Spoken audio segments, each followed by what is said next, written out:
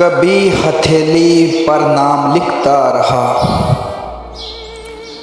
कभी मिटाता रहा। रात भर मोहब्बत का जुगनू मुझे सताता रहा। आगाज़े मोहब्बत पर ही मुझे बेचैनी होने लगी। दिन भर उसका नाम लब पे गुनगुनाता रहा।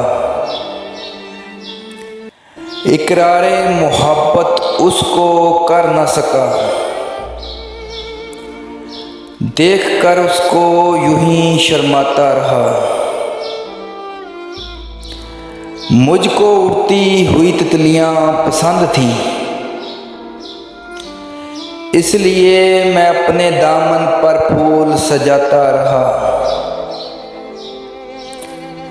फूल से खुशबू बिखर जाए न कहीं,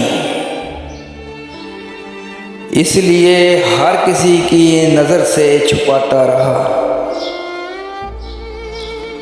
मैं मोहब्बत करके अपना आप बर्बाद कर बैठा।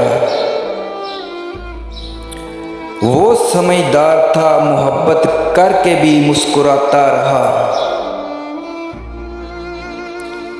चांद किसी की पहुंच में हो सका है भला, मैं तो पागल था जो चांद की तरफ हाथ बढ़ाता रहा।